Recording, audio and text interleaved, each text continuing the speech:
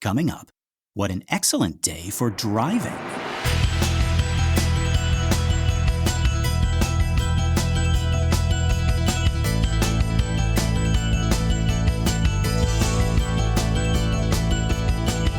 Well, howdy folks, and welcome to Minute 58 of the Exorcist Minute, a show where we endeavor to examine, extrapolate, and excavate the Exorcist minute by terrifying minute.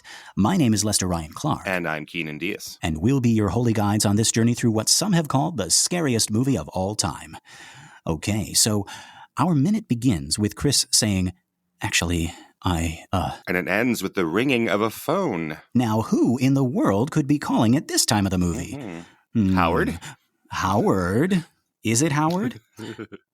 But we'll have to find out. Let's get back to the top of our... Sorry, Howard calls and he's like, hey, I'm so sorry, baby. I was on a boat in the middle of the Mediterranean. You know how it is. So what's new with all you girls? Yeah. What's new with my favorite girls? Fill me in on all the deets. Yeah. I once saw an improv show at Upright Citizens Brigade, UCB, in LA. As I love them. And yes. And there was a really great team doing a herald, which is one of the structures they do there.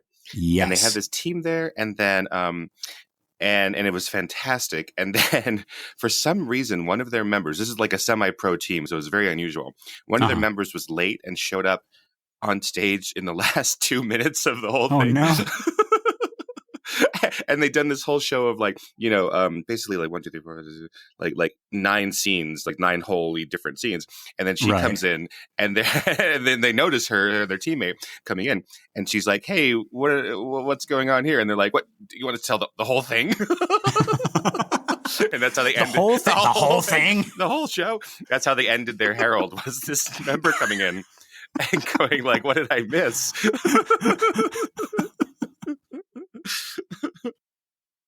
I love it. I love it. When you see a good improv show, it is like nothing else. It's like magic, yeah. It is like magic. As good as any movie or any opera. Or anything. Yes. So anyways, that's what Howard's... That's what's going on. Fill me in. Yeah. I decided to take you back, baby. Yeah. Been doing some thinking. Yeah. Everything's going to be all right. Disorder the nerves. What? This sounds pretty expensive. Oh, I'm sorry. My connection's really bad out here now. Oh, he does that. He does that like the mouth noises. Oh. You know, Chris is like, Howard, I know your face. It's like, shh, shh, I can't. Shh, shh, shh, shh. Love you, babe. Shh, shh, shh, shh. He makes he's like making little like beach noises. Like, oh, no.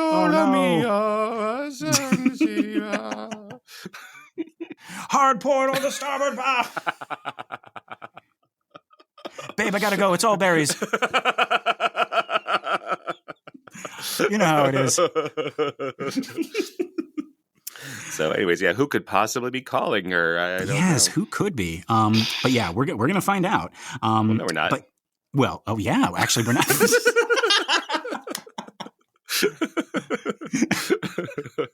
As I try to segue, Keenan, right. Yes, and come on. We were just talking about this. All right, well, yeah, we're totally going to figure out who called Chris McNeil. Yeah, sure. He's going to reveal himself. Yeah. But okay, before we even, we have a whole minute to discuss. So let's get back to the top of our minute. We got Chris still in the dimly lit office of Dr. Klein, still in that like beautiful, if beautifully sad shot with her in silhouette against the backdrop of the X-rays, the dimly lit office. And she's explaining to Klein, answering his question from the previous minute about whether she's returning home soon to L.A. She says no, she's building a new house. Her old one has been sold. Now, I'm pretty sure this isn't in the book. But I actually like this as an explanation of why she can't just like head home to meet with, her normal people, her normal doctor, because I'm thinking like after so many failed attempts here, she would get sick of these Washington doctors whom she already like didn't trust and fly her daughter back home, and go with her regular guy. I'm actually still not sure if this stops her from doing that. Actually, now that I think about it, like I'm not sure what else this edition would serve to accomplish. Keenan, what do you think? Does it maybe say something in the screenplay possibly? Oh, well, there is in the script this edition. So this is Blatty deciding this at some point, because in the script it has this exact line, and I'm building a new house and the old one's been sold. We wanted to go to Europe, etc. So this wasn't something that they this is Blatty's. It wasn't Burstyn or Friedkin, apparently. Right. But I think it's really nice. It makes her feel adrift, right? So she can't go to this house with all these bad memories, and she can't quite go anywhere else. And we're recording this in 2023. There might, who knows what's going to happen in the future. But right now, the students that I get are all they're all anarcho-communists, basically, right? They're all like tear everything down. Any movie about a rich person, they're like, F that guy, who cares about this rich person? So it is a little bit like rich people problems of like, poor me, I can't stay in my magnificent house here because my fancy house in Malibu is getting getting an addition put on or something like that. Right. Yeah, but I think it's very effective here. It makes her feel lost and drifting through, Yes, yes. So if you're listening in the communist future, I apologize for supporting Chris McNeil in her first world problems. Is our podcast going to be even allowed to air in this future? Right. In the future, everyone is supposed to have their own Exorcist podcast equally. We're not allowed to be the holy guides. Everyone will examine, extrapolate, and excavate with equal measure. Not just other movies by minutes, just The Exorcist. That's the one acceptable movie in this dystopian future. I don't know if you've discovered that, because your students are a little bit younger than mine, but my students come in and they are rabidly anti-capitalist. They're like, tear this whole thing down. And there's there's always these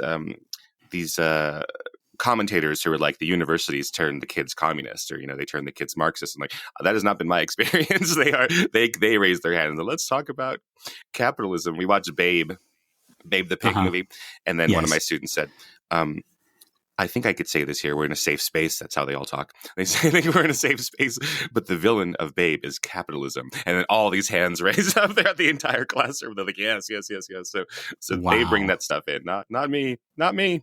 Interesting. I mean, if you're listening in the communist future, it is me. I did that. Yeah. Oh my goodness. Keenan, what are we, why are we stalling? We're going to get low marks. Oh God. Yeah, let's Lenin to this minute. Wow. Okay. No, I think this is a lovely moment with Chris here, and yeah, yes. I think she's adrift. She can't go anywhere. Yeah, I really do like it. It makes it so that she has no other choice. She literally can't do anything else. She has put her trust, the safety and well-being of herself and her daughter, more importantly her daughter, right, in the hands of these people, these doctors. And that's all she can do. All she can do. She's been stripped of everything except hope and possibly faith, and that's it. Right. But yeah, it does set up this pang when she tells us her plans, right? Stuff that she was gonna do with Reagan, right? I was gonna take her to Europe for a while after she finished school, right? That's always effective. Characters talking about what they were gonna do with somebody right before they're surprised by a tragedy. I'm thinking now, like, I'm teaching of Mice and Men. Oh, if you want to get into like, my students love Of Mice and Men. These communists. But they hate The Great Gatsby. They're like, oh my God. And it is like rich white people being sad. Right. Oh my God. Give me Of Mice and Men, please. Right. Yeah. But to be fair, oh, I'm Gatsby and I have this mansion. I'm sad. I'm so sad. Yeah. My buddy fixed the World Series and made $1 million, and I'm sad. With his like $100 bills as a handkerchief. Like, oh, Butler, I'm so tired. Will you wipe my tears for me? I'd be like this isn't any different from any other day. I do that anyway. It's on my checklist. But no, but like talking about like that's where the title of Mice and Men comes from, right? The best laid plans of mice and men. Right. What is it in the Scottish? It's like aft gang ugly, right? Which is often go wrong, often fall apart. And that whole story is about this dream that those two characters have. Like, we're going to get this plot of land, and I'm going to tend the rabbits. Tell me about the rabbits, George. I'm not going to spoil it for you guys, but they don't get to tend the rabbits. Right. I'm just going to say that. But it's like, it's so effective. Like Steinbeck using that, like that. I don't know what you would call it, not a gimmick, but it's like it's a tool of like, this is what we're hoping will happen. We're so excited that it's going to happen. It almost happens, and it's not like at the front of our minds the whole time. Like, they bring it up, and then we're kind of like, oh, that would be nice, but we don't really believe it. And then when George needs to bring it up again, it's like, oh, there's that idea again. So it's not like it's not like they're. The book isn't about them like buying the deed to the rabbit farm or testing us. So we kind of forget it, and it comes back, and every time it does, it's like, oh, geez. Right. Until that one time where for the whole story, it seems like this impossible dream. And then it's like, oh, this is actually possible. And then tragedy. Right. Well, ask your students. I guess Chris is somewhere in between Gatsby and George and Lenny. I can't live in. I can't go back to my old house because I'm selling it, and my new house is haunted. So we can't go to the continent and take my daughter to the Uffizi and things like that. Yeah. Okay. But yeah. So. All that to say, right? Like, I feel for Chris here. Yeah, absolutely. It's really, really hard. But okay, so she's wondering why Dr. Klein is asking this, like why Dr. Klein is asking about her going home.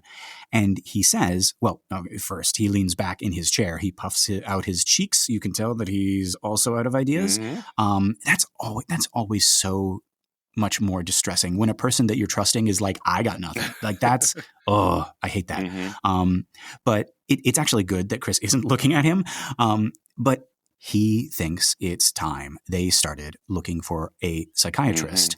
And we do a hard cut because, Keenan, you and I both know, like, we talked about this in previous minutes. We talked about, like, this is the best time to cut because you and I both know Chris jumped up from that table and she was like, fucking finally, the thing that she's been asking for this whole time, the thing that these doctors have been telling her is a hasty decision, a bad decision. And now this guy puffs out his cheeks and is like, you know what we should do?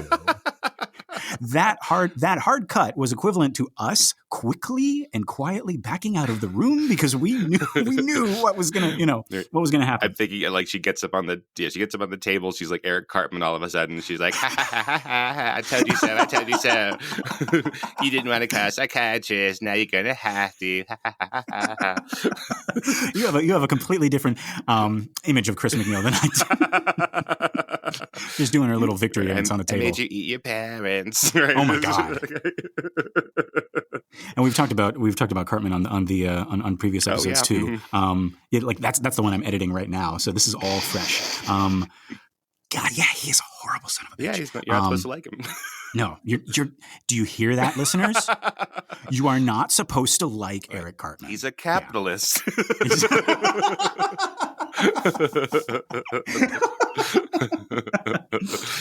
Oh my God. One of the things I like about this, so we're doing this minute is across this shot, right? Like our previous minute, I mean, was at the beginning of the shot. And so I've been thinking about this for a little while as we're between minutes. And Chris is really emotional here and she's crying, and we hear it sobbing. And it's again speaking to what we typically will use a close-up for. You talked about this previously on this minute and Sir Michael Caine and his tutelage of you. Yes. And if that's the right word, he, and he's like stillness in the close-up, right? Because in the close-up, if it's on your face, we're seeing all this stuff that you don't even know that you're doing as an actor necessarily, and you don't have to do a lot, and we read into it. So close-ups are better for stillness. When we have somebody crying in a close-up, we can't look at it too long because that's just so uncomfortable for us. We're like, ooh, I don't want to look at this. So here we have Chris in silhouette, in profile, and she's having, for us, the first time where she's really been like, just crying, like just completely out of control, sobbing, and so I like it here that we have this profile. It's a little bit more objective as opposed to subjective. We can just take her in and go, okay, good. Like we get it. We can sympathize with you, but we're not just like, ooh, this is too uncomfortable. Right. Yeah. Actually, so like to that, like I'm sure, rather than, exploding at Dr. Klein or jumping up on the table, doing her little victory, I'm sure actually Chris is like, she's so exhausted. She's so depleted. It probably wouldn't even be this huge reaction. Like if we lingered, it would probably be this like defeated sigh or something, like something small and helpless, right? But again, I like the choice of the hard cut because you can kind of have whatever you want, right? Whatever the audience is feeling, like if the audience is going to be like, finally, right? And again, we've forgotten that it's a demon, right? We're just frustrated with these doctors, right? Or yeah, are we actually frustrated because we know it's a demon, right? Like, are we not instead being like, oh my God, not another blind alley? Like, when are they going to get to the exorcism, right? Right. But I like it because the cut says so much by not allowing the character to say anything, right? By not allowing Chris to react. It's like we were saying in the previous minute, right? This is a perfect cutoff point for this scene. So now we're in the car with Chris. We did a hard cut from Klein's office to the car. Now we're driving home, and boy, there is so much going on behind behind Ellen Burstyn's eyes, right?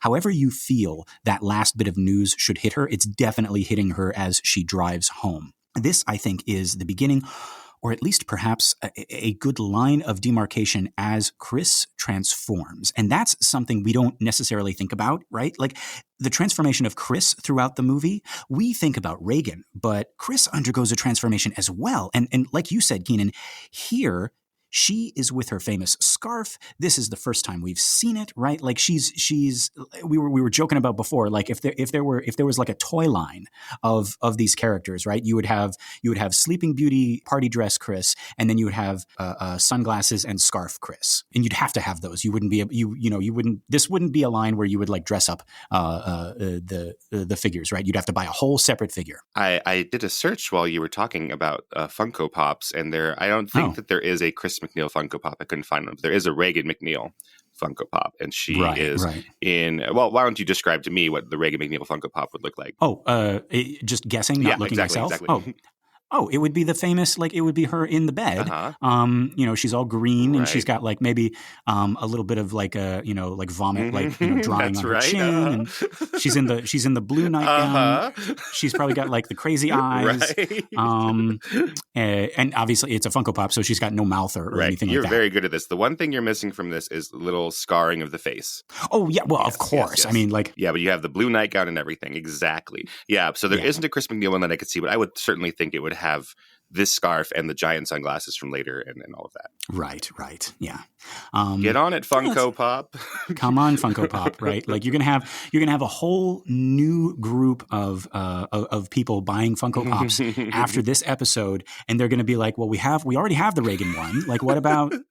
And also, what about normal Reagan? Come on. What about Sharon? We need a Sharon. We need a Father. You don't even have Father Funko Pop.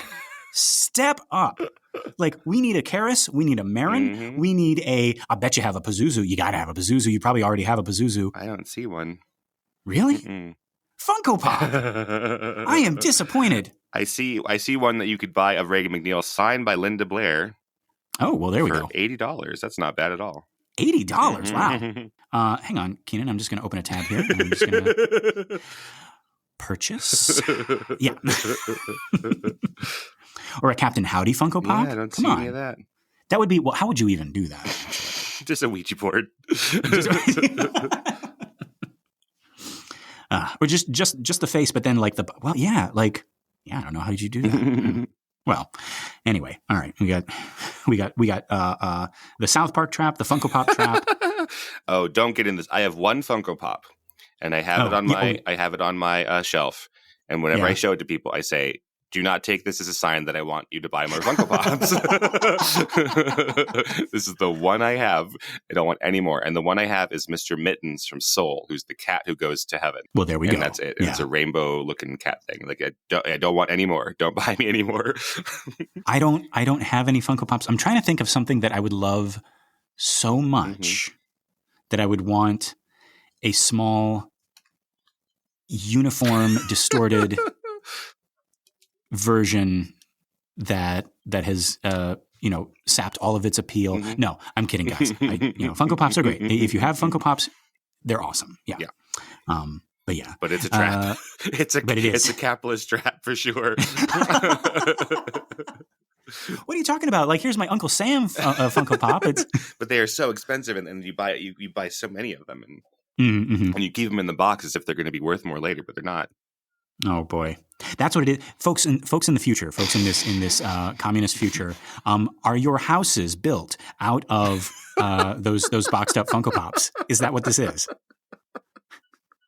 We suddenly don't have an economy, and people are walking around with wheelbarrows full of Funko Pops. They're using them for insulation, right?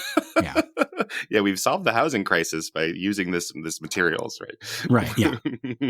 Okay. All right. Let's get back into The Exorcist. We're back in the car with Chris.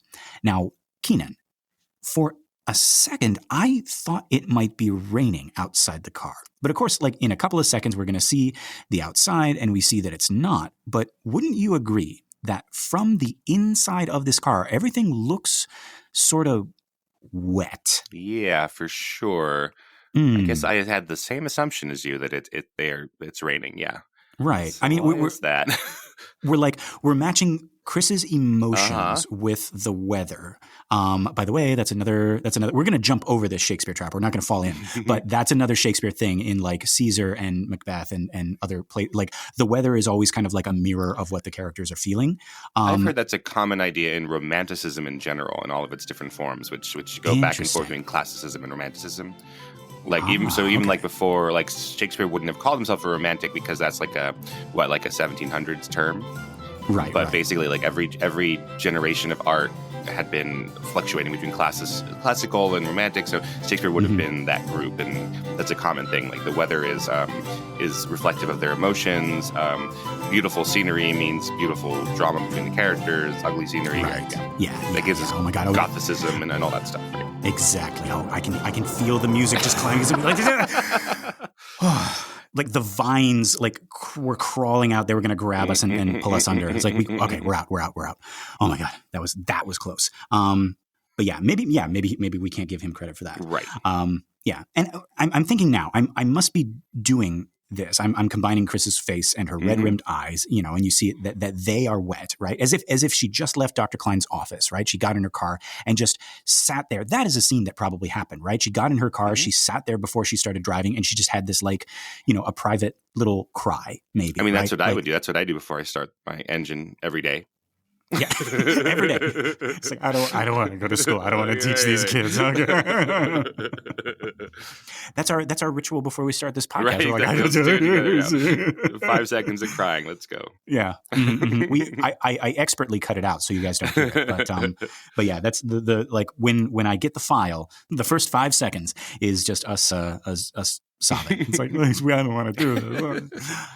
Yeah. But no, I can absolutely see that happening, and then she composes herself and she starts the car and she leaves, right?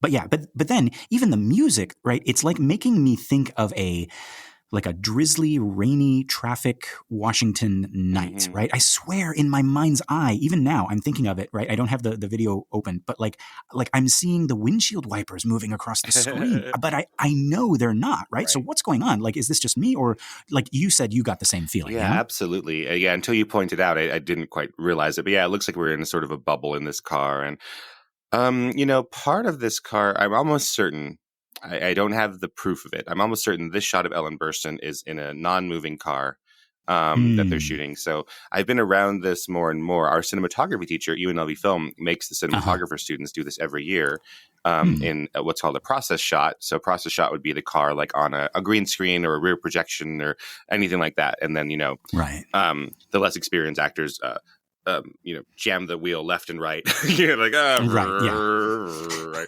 Like Dr. Klein.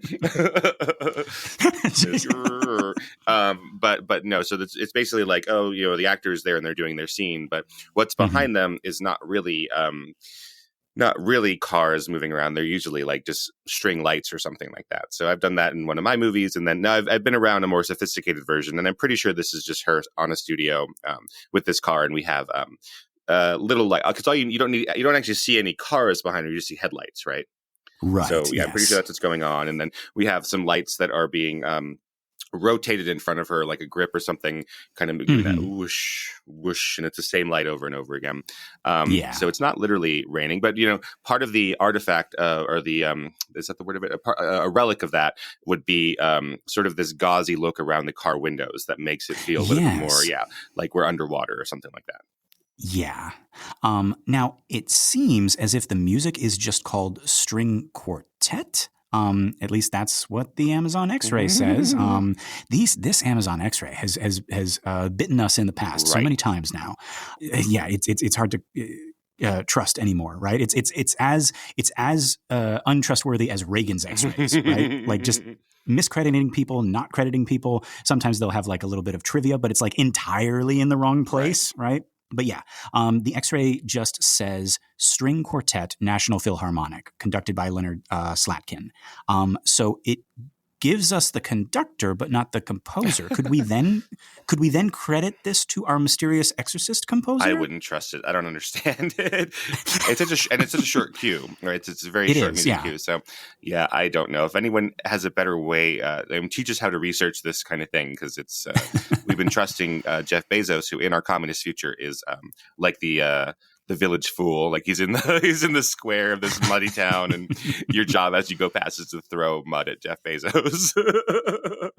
Yeah, but this is where it begins. People start to realize how terrible the Amazon X-ray is, and that causes the communist revolution.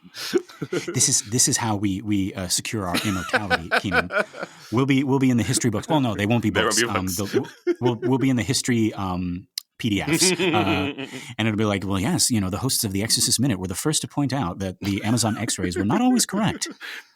Pioneers of their time. And a fire emerged out from where are we most listened to right now? I suppose in America.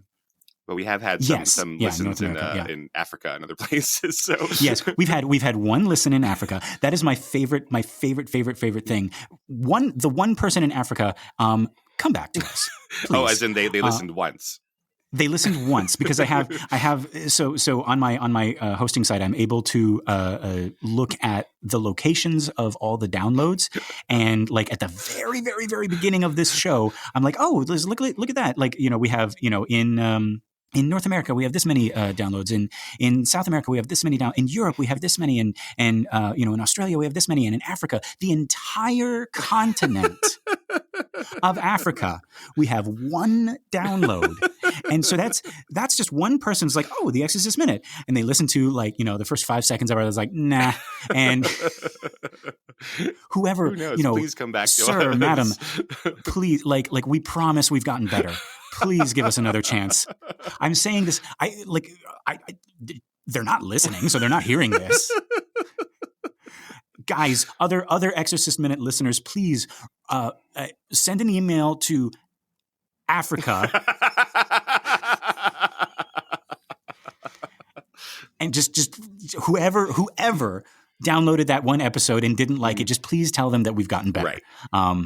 Yes, please. But who knows what they really want? Like, they thought they were getting the movie The Exorcist or something. Like, oh, ew, nice. Right? Oh. The entire Exorcist in 1 minute. Oh, that's not what this is. What are these people talking about? They're talking about every other movie except The Exorcist. Right. But in the future, you could see on the PDF the communist revolution spreading out from that one place in the entire continent of Africa. So it was slower. It was one house in Djibouti. And that spread out. It was very slow. Okay. All right, let's get back to this minute. So we cut from Chris's face to a shot of the road being eaten up by Chris's headlights. And I like that. Like it does tell us how dark the outside is, right? Like those two headlights are the only source of light, right? It seems, on the road.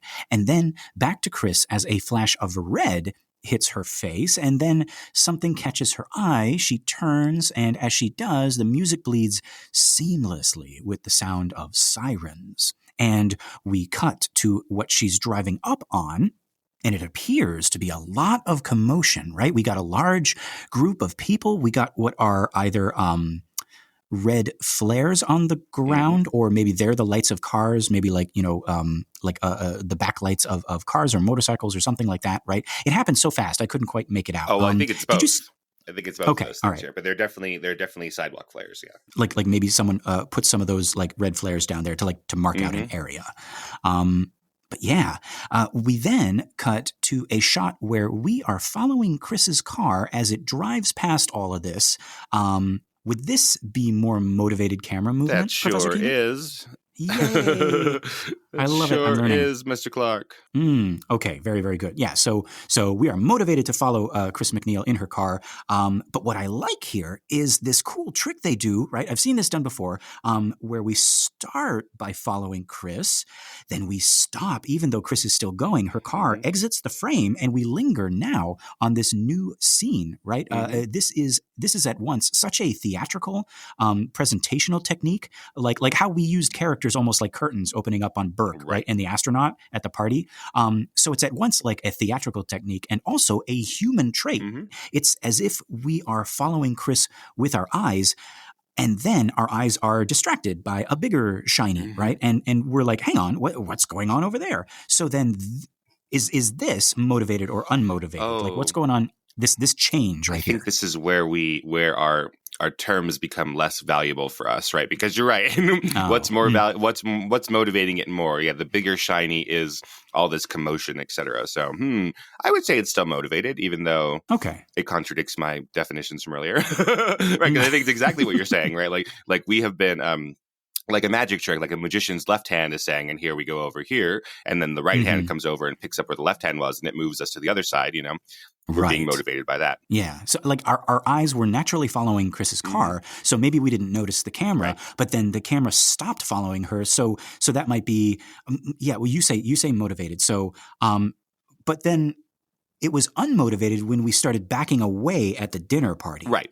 Yeah, this is, I think, the camera stops and there's all this other commotion. A police car is pulling onto the sidewalk, basically. And so, we're looking at all this other stuff, and our eye doesn't go, oh, I miss Chris. It's like, oh, look at this interesting stuff here. Right. And so, this is a crazy shot here. We got a lot of red. The night is sort of naturally black with splashes of fluorescent white, and then splashes of brighter, more alarming red over that. We got people running to see what happened. So whatever happened literally just happened, I guess. And are we supposed to notice that these are the stairs? These are the stairs, or is that shot too fast? I think the shot is too fast. And also think about this: like does Chris realize that this is the edge of her house? Like she's new here, right? Right. She's rented this. I don't know. She's never gone down the stairs, as far as we know. Like that wouldn't. Right. We would probably have a shot of that happening. So she might not actually even be connecting that this is the back of her house. Interesting. Yeah, that was the thing I thought of, like, watching it this time. Like, and I was like, okay, if it were me and I was driving up on a part of my house, like literally the back, because folks, this is, I don't think we're spoiling anything. Right. This is the back of, these are the famous stairs. This is the back of Chris's house. That's where like all of these people are gathered, right? For what reason, we don't know. But yeah, like, if it were me driving up, and seeing a whole bunch of people like gathered around the back of my house, I would pull up also, and I'd be like, "Hang on, like I live here. What's going on?" But she passes by, so Keenan, I think you're right. Like the house is so big, and it's like on this like brick hill, and it's like part of like a bunch of other. The hill is not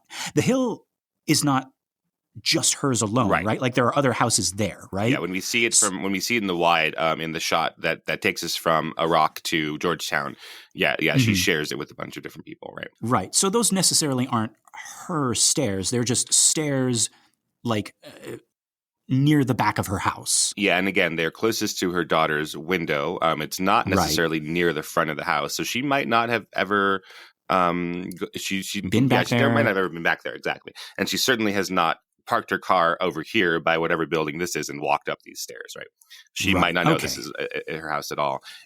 if we have the opportunity to, and you can go frame by frame through the shot of Chris's car as it passes by that we were talking about, it looks like it's Ellen Burstyn or a double that's pretty close to Ellen Burstyn, and there's no recognition at all of like, oh, this is anything of importance to me. It's just I'm driving past. Yeah. So Chris might not know that these are the stairs behind her house. But Keenan, what about us? Like, have we established yet that these stairs are outside Reagan's window? Has the movie like Chris might not know this, but do we know this? I'm trying to think back, like if we ever had a shot where Friedkin was like, see this window, see these stairs, like. I certainly don't think so in the original 1972 theatrical cut, but in TVYNS, the version you've never seen, we start with the image of the window. I'm going to go back and look at that just for a second and see what we're supposed to know there. It is that house, but no stairs. Yeah, I'm not sure if we're supposed to know that yet. Interesting. But it is clear that whatever happened ended at the bottom of those stairs. That's where all the action is. That's where the crowd is gathered, covering up the scene at the foot of the stairs. We got what looks like a cop halfway up the stairs. And then, Keenan, what is that building to the right?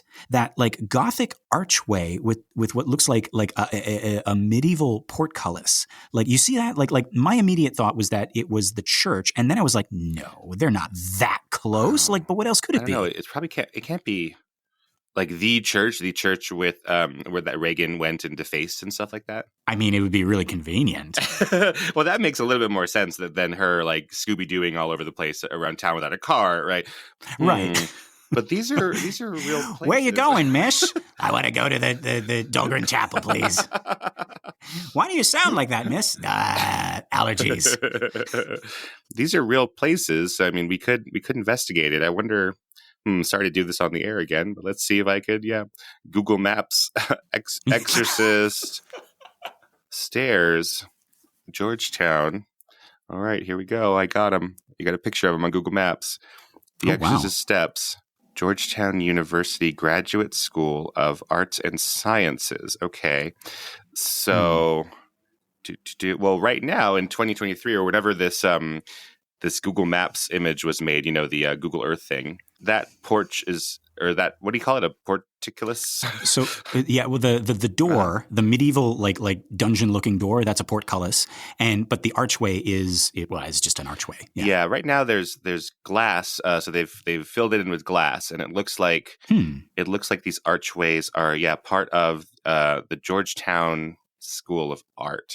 Interesting. So I don't know what they were in the 1970s, but I think not a church for sure. Okay, all right. So so the Georgetown School of Art, so like part of Georgetown University. Yeah, that is part of Georgetown, but I don't know if it was in 1972. Like at UCLA or even UNLV where I am now, but where I went to school at UCLA, it's like a mile away. They've got office space, and they've Yes. But anyways, it looks like everything as you look up the steps, everything to the right of the Exorcist steps right now is Georgetown Data Analytics Program, Georgetown University Graduate Studies for Art, Institute for Palestine Studies. Like, it's all Georgetown. Wow. So okay. Like in the book, after Father Karras has met Reagan and decided to help her, there's a scene where he's like up late doing research, and he looks out his window across the way and he can see their house. Mm-hmm. And I remember thinking, God, how small is this world? Like say that, like I remember also, like, there's a scene where Kinderman is looking out over the river at the same house, and I'm like, is this a much smaller town than I originally had in my head? Like, are all these locations like isolated to a couple like blocks within each other? I don't know why we didn't do this earlier and look at this, but forgive us, listeners, we have sinned. But now that I have it on Google Maps. Yeah. 1 star. They don't even know the geographical location of all of these settings in this movie. Okay. So Healy Hall, where we see Chris and Burke shooting their giant Mr. Smith Goes to Washington movie, right, is at Healy Hall in front of this giant lawn. And now I'm putting it into Google Maps to get to the Exorcist steps from Healy Hall. It is a 6-minute walk. Interesting. Yeah. So these are very, very close to each other. Okay. And so and Karras would be he would be there, like in residence at the Georgetown, like residence hall, right, of university. So he could hypothetically, like be working at his desk, and he just looks up out his window, and he could see her house. So he could see Chris's house. That is very plausible. Yes. So now that I'm looking at it, right, if you're looking up the Exorcist steps, if you were to go left, that would be Georgetown proper. And then to the right, now I'm sure that this is like the university creeping in and buying stuff afterwards, is now annexes of all these different places for the university overflow. Wow. That is so wild to think. Like in my head, I'm thinking like everybody, Detective Kinderman is off over here in the police station, and it's all the way downtown, and Chris McNeil's house is like uptown, and it's over here, and then Georgetown University and Father Karras are like somewhere else, and like they're all kind of like in different parts of the city, but it's all so close. That's crazy. Right. I don't know why I didn't look at that earlier. Yeah, because it does feel like they're going all over. But then it explains that probably Blatty was very familiar with these steps. So he wasn't just thinking about like a step somewhere. He was thinking about these particularly because this is, right around the corner from where he spent years of his life. Right. Wow. That is really, really cool. Okay. So we're back with Chris now. And as she pulls up to her home, we are greeted with another sound bridge here, another J cut, Keenan. Mm-hmm. Yeah, you're absolutely right. I am absolutely right. Would you say that I ate it? You ate. I ate. Okay. Oh, not ate it. Okay. No. God. I think it's like great, but they don't have time to say the GR. Wow. I think it's like you ate. Lester. Talking about how are they going to survive in this communist future if they're too lazy to say the GR? No, they're so much smarter. They've figured out they don't need to say it. You're great, Lester. No. You ate. You ate. Gotcha. I know. I remember what Shakespeare said. He said, "Brevity is." That was William Shakespeare, or as the kids call him, Billy Shakes. Yeah. But yeah, okay. So this is a J cut because we got the sound of Chris's phone happening before we cut to the inside of the house, right? It's happening as she's pulling up in the driveway. Right. And then we get to see the house. I promise, guys, we'll get some L cuts in there soon where the sound lingers into the next shot, right? There's one that sticks out clearly in my mind, if my memory is correct. Okay. But yeah, so the very last bit of this minute is the first second of a new shot. We are in the McNeil home. The phone is ringing and the lights are going crazy. What is going on? We'll have to wait until the next minute to find out. And we're definitely going to find out who's been calling Chris in the middle of the movie. In the middle of the movie. Who could be calling in the middle of the movie? Don't you know what time of the movie it is? Mm-hmm. Turn off your I told phones. you never to call me. Yeah. Pay attention. Should be in airplane mode. Yeah. But that's all my notes for this minute. Keenan, did we miss anything? I think we got it. Okay, folks, this has been another excellent Exorcist Minute. I've been Lester Ryan Clark. You can reach me on all the socials as Lester Ryan Clark. And I've been Keenan Diaz, and you can find me on Letterboxd and Instagram as Howdy Keenan. Awesome. Our website for the show is theexorcistminute.com. We also have a Facebook page, so if you like us and you want to share us with your friends, you can head on over there. If you don't like us and you want to share us with your enemies, you can do that too. We also have a listener group on Facebook. It's called Compelling Conversations, an Exorcist Minute listener group. Just request to join. We'll let you in, and you can be in there with us. And of course, if you want to leave us a message, our email is theexorcistminute@gmail.com, all one word. We want to hear from you. Tell us how you found this film. What's your history with it? What's the scariest moment in the movie for you? Lastly, if you liked the show and you want to help us out, the best thing you can do is just head on over and give us a little 5-star review, right? That'll help other people find us, and we can keep growing this cool community. Okay, so Keenan, are you thinking what I'm thinking? I think I am, Lester. Folks, until next time, the power of George and Lenny compels you.